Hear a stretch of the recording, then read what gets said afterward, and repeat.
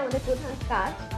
কিছুদিন আগে আমাদের সর্বোচ্চ আদালত, যে আদালতের মাধ্যমে সঠিক বিচারের সর্বশেষ আশা ভরসা স্থল বাংলাদেশের সুপ্রিম কোর্টের মাননীয় সম্মানিত অ্যাটর্নি জেনারেল মহোদয়ের বক্তব্য সংবিধান থেকে ধর্মনিরপেক্ষতা বাতিলের কথা উল্লেখ করে।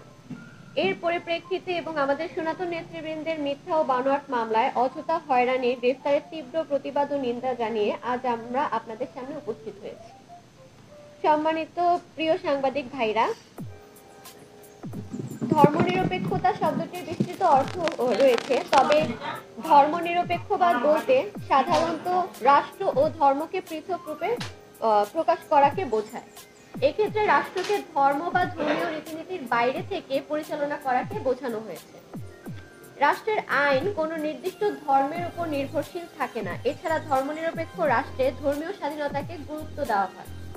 রাষ্ট্র কোনো ধর্মকেই পক্ষপাতিত্ব করে না। এই মতবাদ অনুযায়ী সরকার কোনরূপ ধর্মীয় হস্তক্ষেপ করবে না, কোনো ধর্মীয় বিশ্বাসে বিশ্বাসী হবে না এবং কোনো ধর্মকে কোনো প্রকার অতিরিক্ত সুবিধা প্রদান করবে না।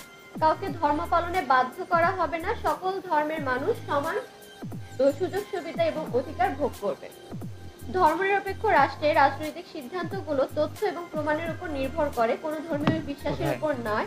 অর্থাৎ বলা যায় ধর্ম যার যার, রাষ্ট্র সবার। রাজনৈতিক ব্যবহারের দিক থেকে বলা হয় ধর্মনিরপেক্ষতাবাদ হলো ধর্ম এবং রাষ্ট্রকে পৃথক করার আন্দোলন, যাতে ধর্মভিত্তিক আইনের বদলে সাধারণ আইন জারি এবং সকল প্রকার ধর্মীয় ভেদাভেদ মুক্ত সমাজ করার আহ্বান জানানো। প্রিয় সাংবাদিক ভাই ও বোনেরা, আমাদের এই সংগঠন তথা আমরা হিন্দু বৌদ্ধ খ্রিস্টান ধর্মাবলম্বীরা কখনোই ধর্মনিরপেক্ষতা বাতিল হোক এটি চাই না এবং আগামীতেও চাইব না। এটা আমাদের একটা বড় শক্তি, সাহস ও মনোবলের স্থান এবং সবচেয়ে গুরুত্বপূর্ণ যে এটা আমাদের জন্মগত অধিকার, কারণ আমরা এই দেশের ভূমিতে যুগ যুগ ধরে জন্মগ্রহণ করে বসবাস করে আসছি। এক কথা এটাই আমাদের একমাত্র অবলম্বন, এটাই আমাদের সর্বেসর্বা। তাই সংবিধান থেকে ধর্মনিরপেক্ষতা স্তম্ভটিকে কখনোই বাতিল করা যথোপযুক্ত সিদ্ধান্ত নয়, বাতিল হওয়ার প্রশ্নই আসে না। এ বিষয়ে বর্তমান সরকারের এবং সংবিধান প্রণেতাদের প্রখর দৃষ্টি আকর্ষণ করছি। বেশ কিছুদিন ধরে দেখা যাচ্ছে আমাদের সনাতন নেতৃবৃন্দের বিভিন্ন স্থানে মিথ্যা বানোয়াট মামলা দিয়ে বিভিন্ন ধরনের হয়রানি ও গ্রেফতার কার্যক্রম চলছে, যা কোনো ধরনের যুক্তিসঙ্গত কার্যক্রম বলে আমরা মনে করছি না। তাই অনতিবিলম্বে তাদের মামলা প্রত্যাহার করে মুক্তি প্রদানের সবিনয় অনুরোধ জানাচ্ছি। আমরা সনাতনীরা জোটবদ্ধ হয়ে আমাদের অধিকার আন্দোলনের জন্য ৮ দফা দাবি ইতিমধ্যে বর্তমান সরকারের নিকট পেশ করেছি, কিন্তু গত ৩.৫ মাসে কোনো রকম অগ্রগতি না হওয়ার কারণে আমাদের সেই ৮ দফার আন্দোলন অব্যাহত রাখা হয়েছে। আমাদের অধিকার আন্দোলনের এই ৮ দফা দ্রুত কার্যকর ব্যবস্থা নেওয়ার জন্য বর্তমান সরকারের নিকট বিনীতভাবে অনুরোধ জানাচ্ছি। আমাদের এই সংবাদ সম্মেলনের মাধ্যমে সাংবাদিক ভাই ও বোনেরা উপস্থিত থেকে আমাদের সংবাদ সম্মেলনের বিষয়বস্তুকে অনুধাবন, ধারণা সংগ্রহ করার জন্য আপনাদেরকে আন্তরিকভাবে ধন্যবাদ। আশা করছি আমাদের এই সংবাদ সম্মেলনের বিষয়বস্তু আপনারা বহুল প্রচারিত আপনাদের সংবাদপত্র, অনলাইন পোর্টালে এবং ইলেকট্রনিক্স মিডিয়াতে প্রচার করার জন্য বিশেষভাবে অনুরোধ জানানো হচ্ছে। ধন্যবাদ। নিবেদক আমাদের সনাতন একতা মঞ্চের সভাপতি ভট্টাচার্য শুভ। আপনাদের কোনো প্রশ্ন বা জিজ্ঞাসাবাদ থাকলে না।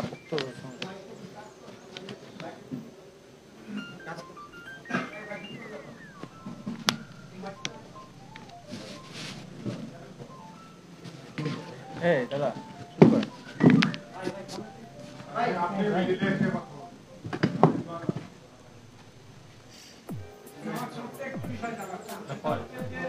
আমরা প্রশ্নোত্তর পর্ব বক্তব্য আছে, আরো আমাদের নেতৃবৃন্দরা বক্তব্য দিবেন।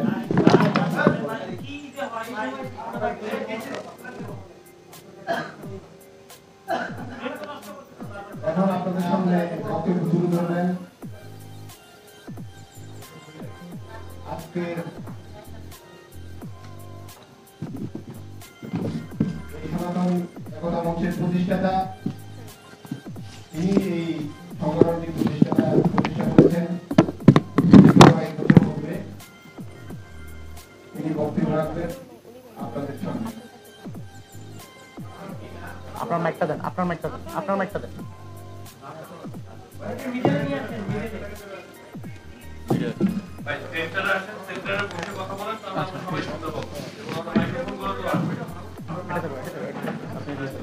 এটাতে চলে।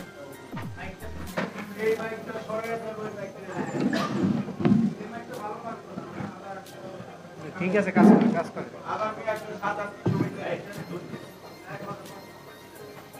আজকের প্রেস কনফারেন্সে উপস্থিত আমার প্রিয় সাংবাদিক ভাই ও বোনেরা, আজকের এই প্রেস কনফারেন্সে উপস্থিত হয়ে আমাদের কথা শোনার জন্য আপনাদের সকলকে আন্তরিক ধন্যবাদ জানাচ্ছি এবং সেই সাথে গভীর শোক প্রকাশ করছি। গতকালকে আমরা সবাই জেনেছি চট্টগ্রাম জজ কোর্টের মধ্যে আমাদেরই একজন আইনজীবী ভাই তিনি কিছু দুষ্কৃতিকারীর হাতে নিহত হয়েছেন।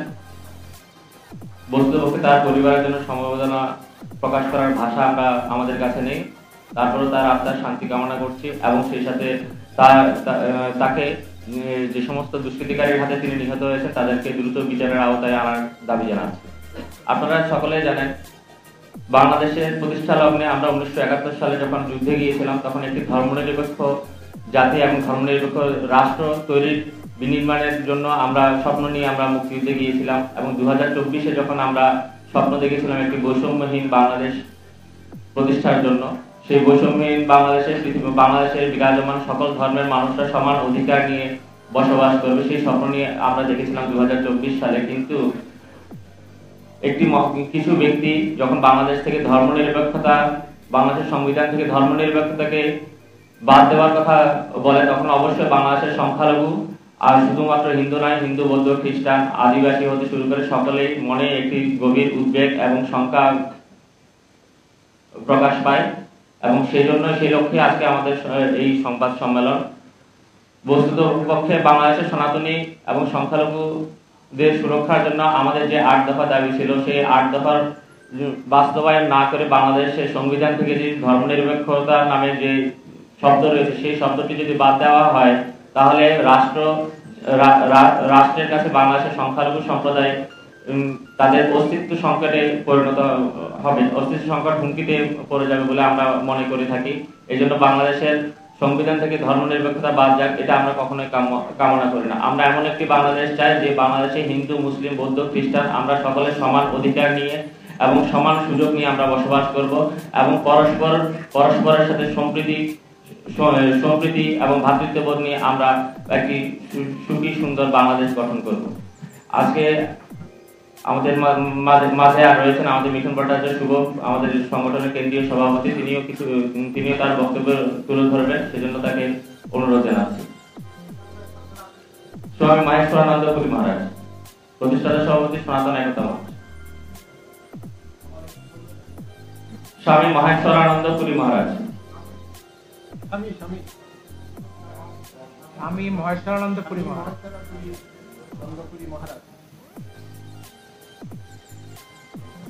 ধন্যবাদ। ধন্যবাদ। এখন আমাদের সামনে বক্তব্য নিয়ে আসছেন সুস্মিতা কর। সুস্মিতা কর। এখান থেকে বলেন। আচ্ছা, আপনি মাঝখানে।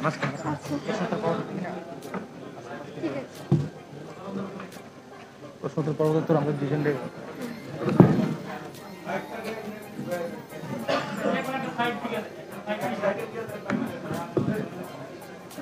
ঠিক আছে। আদাব সকলকে। আমরা সকলেই জুলাই বিপ্লবের কথা জানি। বৈষম্য বিরোধী আন্দোলনের মাধ্যমে যখন আমরা পুনরায় নতুন রাষ্ট্র গঠনের কথা ভেবেছিলাম তখন আমরা সকলের সাথে বৈষম্য দূর হবে এমন প্রত্যাশা নিয়েই জুলাই বিপ্লবের অংশীদার হয়েছিলাম। আমরা শুধু আবু সাঈদের কথা জানি, মুগ্ধর কথা জানি, ঠিক তেমন ভাবে আমরা দীপ্ত, রুদ্র, হৃদয় অরুণিয়া, রিয়া গোপ ওদের কথাও জানি। সকলে মিলেই যখন নতুন রাষ্ট্র বিনির্মাণের কথা আমরা ভাবি তখন আমরা কোনো একটা জাতিগোষ্ঠীর উপর বৈষম্যের যেন না হয় সেই বিষয়টা নিয়েই সবচেয়ে বেশি প্রথম চিন্তা করি যে কেউই যেন বৈষম্যের শিকার না হয়। কিন্তু বিগত 53 বছরের পরিবর্তন 5ই আগস্ট সরকার পতনের পরেও আমরা যখন দেখতে পাইনি তখনই 9ই আগস্ট সংখ্যালঘু অধিকার আন্দোলনের জন্ম হয়। সংখ্যালঘু অধিকার আন্দোলন সম্পূর্ণ শিক্ষার্থী ভিত্তিক ছিল, কিন্তু আমরা মনে করি যে minority we are the voice of minorities, we are not the leaders of minorities. সংখ্যালঘু সম্প্রদায়ের শিক্ষার্থীরা কখনোই সংখ্যালঘু সম্প্রদায়ের নেতৃত্বে আসতে চায়নি, যার কারণে তারা সংখ্যালঘু সম্প্রদায়ের বিভিন্ন সুযোগ সুবিধার জন্য 8 দফা দাবি পেশ করে এবং গত 3.5 মাস ধরে আমাদের আন্দোলন চলমান। শান্তিপূর্ণ সমাবেশ চলমান, আন্দোলনটা ঠিক ওভাবে চলমান নয়, কারণ আন্দোলন এবং সমাবেশের মধ্যে কিন্তু পার্থক্য রয়েছে। আমরা শিক্ষার্থীরা ডক্টর মোহাম্মদ ইউনূস স্যারের সাথে যখন বসেছিলাম তখন স্যার আমাদেরকে বলেছিলেন 8 দফা দাবি যৌক্তিক, ওনারা এই বিষয়ে কাজ করতে ইচ্ছুক, এবং আমাদের বিভিন্ন ধর্মীয় সংগঠনের নেতৃবৃন্দ যখন বসেছিলেন তখন উনি বলেছিলেন যে 8 দফা দাবি যৌক্তিক। এবং আমাদের বিগত 53 বছরের ইতিহাসে এই প্রথমবার বাংলাদেশের ধর্মীয় সংগঠন আছে 1088টা। 53 বছর বিভিন্নবার বিভিন্নভাবে বিভিন্ন সংগঠন সরকারের কাছে নিজ নিজ দাবি পেশ করেছে, কিন্তু কখনোই মানে সকল সরকারের একটা কমন ডায়ালগ ছিল বা বক্তব্য ছিল যে আপনারা তো হচ্ছে এক একজন এক এক দফা দাবি নিয়ে আসেন, আপনারা সবাই একতাবদ্ধ হয়ে একটা দাবি নিয়ে আসেন, আমরা তখন সেটা নিয়ে কাজ করব। এবং এই প্রথমবার ধর্মীয় 1088টা সংগঠন আপনারা যাদের সাথেই কথা বলবেন না কেন সবাই 8 দফা নিয়ে কথা বলবে, কিন্তু তবুও বিগত 3.5 মাসে আপনাদের 8 দফা নিয়ে কোনো ধরনের দৃশ্যমান পদক্ষেপ গ্রহণ করতে দেখা যায় নাই, যা অত্যন্ত হতাশাজনক ছিল আমাদের জন্য।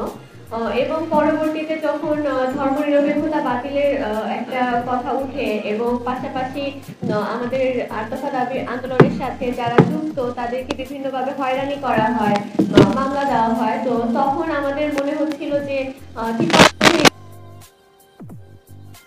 আন্দোলনের মাধ্যমে আমরা নতুন রাষ্ট্র গড়ার স্বপ্ন দেখলাম, তাহলে কি আমাদের সাথে বৈষম্যটা থেকেই যাচ্ছে? সেই দিক থেকেই আমাদের আজকে সংবাদ সম্মেলনও যে হচ্ছে আপনাদের মাধ্যমে সরকারের কাছে এই বার্তাটি পৌঁছানো যে আমরা সংখ্যালঘু সম্প্রদায় বাংলাদেশের ভূমিপুত্র, আমরা এখানে তো হঠাৎ করে উড়ে এসে জুড়ে বসিনি, আমরা নিজেরাও হচ্ছে মানে বছরের পর বছর আমাদের পিতৃপুরুষের সম্পত্তিতে পৈতৃক সম্পত্তিতে হচ্ছে এখানে রয়েছি। তো এখানে আমাদের জন্মভূমিতে অধিকার নিয়ে নিরাপদে বেঁচে থাকার অধিকার সকলের আছে, সেই কারণে সংখ্যালঘু সম্প্রদায়ের নিরাপত্তার জন্য অধিকারের জন্য আমরা যে 8 দফা দাবি পেশ করেছি, সেই 8 দফার আন্দোলনে যা নেতৃত্ব দিচ্ছে নেতৃত্ব প্রদানকারীদেরকে যেন মিথ্যা মামলা প্রত্যাহার করা হয়, তাদেরকে অবিলম্বে নিঃশর্তে মুক্তি দেওয়া হয় এবং একই সাথে 8 দফা নিয়ে দ্রুত কাজ করা হয়, সেই দাবি আমরা জানাচ্ছি। হ্যাঁ বলুন। প্রশ্নোত্তর পরে একটা প্রশ্ন নিয়ে হ্যাঁ বলুন। প্রশ্নোত্তর পরটা পরে করছি আমরা। আচ্ছা আচ্ছা আচ্ছা না আমরা প্রশ্নোত্তর পর্বে ঠিক আছে, একজন নিতে গেলে তো বাকি আছে, একজন বক্তব্য দিয়ে নিই তারপরে আমরা আগে বলছি না। না